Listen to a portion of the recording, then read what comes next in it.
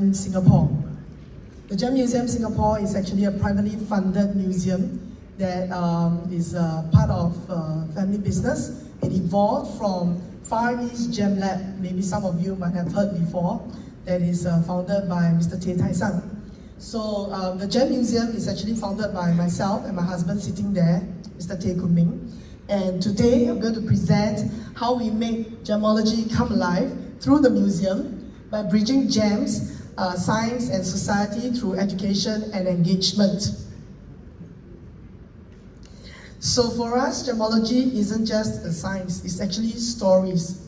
The little bit of history for the Gem Museum, we started it because I saw that there were a lot of stories that was hidden in the drawers. Founder of the Far East Gem Lab, Mr. Tay, he actually has a lot of specimen in the drawers which is not told, which is not shared. So I thought that it would be very interesting to create a museum to share all these specimens with the general public and also with scientists. So the gemology in the museum is actually about stories. We use gemology to bridge science and society together by transforming complex concepts into hands-on, story-rich and multi-sensory learning activities and experiences. So there are 4 key objectives that I want to share today. Making gemology, first of all, accessible, engaging, relevant, and repeatable. So in terms of making gemology accessible, we focus a lot on our space design, the venue of the Gem Museum. So we make it easy, make it bite-sized for visitors to come in to learn about gemology through little areas in the space, which I will show you later on. In making gemology engaging, we create activities, programs, and even give space for inquiries and also hands-on exploration for children as young as 3-4 years old to adults as old as 60-70 years old. Thirdly, to make gemology relevant, we speak science with stories. So instead of just talking about chemical elements, we actually relate those chemical elements to daily lives. And because of that, right, we want to enhance relevance for our visitors and for people who find that gemology may be quite dry and boring. Many of these visitors, they come in without any science background. So in order to help them to bridge the study and the knowledge of gemstones together with our daily lives, we tell stories. Last but not least, we want it to be repeatable. And one of the things about being sustainable is that something must be repeatable. It must be able to carry on and on and on and go on and on and on. So we make scalable templates for our programs. And these programs have shown to be able to apply to children as young as 3-4 years old, to primary school students from 7 to 12, and teenagers 13 to 16, and also tertiary students in the university. So let me go on to share with you one at a time. For accessible science, as I mentioned just now, we focus a lot on our space design. So the Gem Museum is located in a shop house with 3 stories. And the first level is a public gallery and the shop. So you can see over here that we have little showcases. So each showcase talks about one specific topic. And for visitors who do not want to have our guided tours, they can read on their own as well. This is an overall view of the Gem Museum. We have a bunch of children over here. There are about 40 of them in a small little space like that. So you can see there is gemstones of the world right at the corner there, and when they enter into the museum is a little tunnel where they experience the formation of gems. And also we have over there on your left hand side gem mining extraction and also the diamond industry. So every showcase tells of one story. And because of that, it is very modular and very scalable. Every visitor that comes in, they can go straight to what they are more interested in learning and to read for themselves.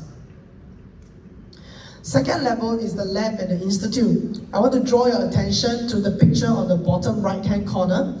Okay, you see that there's a group of people inside the laboratory with Mr. Tay telling them a story of maybe one of his testings. The photo is taken outside of the gem lab, okay? So there is a window that allows visitors to look into the laboratory.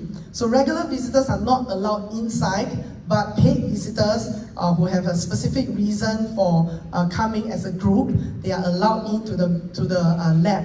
And we will share with them what the lab does and how things go, how research is done, and so on and so forth, just to pique their interest and their curiosity. We have a joke at the Gem Museum, because this is like a window and you look into the window, right? If the gemologist is there working, he is actually the live exhibit. So the institute itself is a classroom, and we have this really huge TV, which is about 80-inch TV that is on the wall. On a regular basis, when the museum is open, it is switched on, and we allow visitors to be sitting in the classroom to watch the replay of the recordings of our classes. So again, this is what piqued their interest and their curiosity. On the third level is what we call it a showcase or a boutique. This is a real showroom, I beg your pardon, showroom, and this is a real showroom whereby we sell fine jewelry pieces, we sell fine gem pieces. How is it relevant to our visitors? So we talked about mine to market. For us, we start from formation. So ground level, we have formation, we have the mining stories, and then a little bit of the manufacturing story. At the second level is behind the scenes, how the gemstone come into the market to educate our consumers about origin, about treatment, and so on and so forth. Right, so now at the third level, as we bring visitors through the museum, they will come to this place whereby it is very relatable to them because they have seen shops around. Maybe in Singapore, you'll be along Orchard Road. You know, in Thailand, like we have the gem show, so you'll be in the gem show. So it is highly relatable to our visitors. And so in our showcase, if you can see on the right-hand side over there, in the showcase we have boxes of gemstones which we label intentionally. Okay, to include labels like no heat, pigeon blood, Myanmar, ruby, sapphire, and so on and so forth. And these are terms that laymen do not understand and they may not have heard before. So when they see these labels, they actually ask questions. They'll ask, what is no heat? What is pigeon blood? And that's when we can explain to them the value, the quality, and the authenticity of gemstones. So with this, I want to bring you to the next point, which is curiosity in action, the engagement that we have with them. We create hands-on discovery activities and programs for young children, for adults. Many of them, they really enjoy things like just to be able to touch the gem in the museum fascinates them. And of course, we create space for them to ask questions. So our tour guides, they are trained to tell, not just to tell stories, but to allow our visitors to ask them questions. They are not afraid if they do not know how to answer the questions. These are some photos. It's a group of K2 children. They are 5-6 years old coming to the museum. They're from Eaton House Preschool. And you can see every photo here shows an activity that they are doing, from stickers. Okay, they use stickers to learn about gemstones of the world, where gemstones come from. And we create coloring activity where they learn about shapes, they learn about facets of gems. And last but not least, observing the internal world of gems. So we have a set of dendritic agates for them to observe with a single lens. It's easier for children. So for slightly older children, we teach them how to use the 10 times loop as well. And from there, they will draw what they see. This is a group of students from National University of Singapore High School. They are older students. They are 15 to 17 years old from the chemistry club, and they came to the museum to learn about the chemistry behind gemstones. So we allow them to hands-on with the microscope as well. So we mentioned that gemology is telling stories. It's about stories. So if you are a gemologist, when you look into the gemstone with the inclusions, you can tell us, you can see that the gemstone is actually telling you a story. Right? You may not fully understand the story, but the gem is telling you a story. For jewelers, for designers, your jewelry piece tells a big story, a beautiful story of the past, present, and even the future. So for us, we tell stories. And you can see on the right-hand side over there, it is actually a picture of my son when he was 11 years old. And what he is doing right there is he was guiding a group of visitors and telling them a story of a fossil that is sitting on one of our showcase. So again, on this side, okay, it is in the same event that we created called the Night at the Museum. This was in 2022, so he's 14 years old right now. And at that point, he was 11. He managed to actually fascinate the visitors when he showed them a cobblestone from China. How does he know all this? It is through stories that we tell. And he followed us telling the story back to the visitors. And from there, the visitors left fascinated that there are such things called cobblestone that is from China, and they are man-made. And more often than not, they are a very interesting material whereby phosphoruses. So all these stories in bite size, an 11-year-old boy can actually translate and tell the visitors. So we have also the Rockstar program for children. You look at how they are so attentive to the stories. And last but not least, we also have a live show that we started earlier this year. So you can see Kumin in the photo there, telling a story of a diamond that came into the gem testing lab earlier this year. So it's all about storytelling. But in the storytelling, we actually relate the science to daily life and how relevant it is for our consumers. Can I have the, oops, can I go back? Okay, it is actually a short video. Can I have the video to be played? Okay, this is a short video actually in a training session with Tiffany & Co. High Jewelry Sales Executive. And Mr. Tay is actually sharing with them the story of the African continent. And this is so relevant for them because many a times they are not able to explain origin to their customers. But by him telling this story of the African continent, they are able to relate their gemstone. Why is it so rare? Why is it so beautiful? Why is it so valuable to their customers? And it translates to their workplace. Lastly is on making gemology come alive again and again and again and again and again. And I think that's what we want to achieve at the Gem Museum and for many of us as scientists too.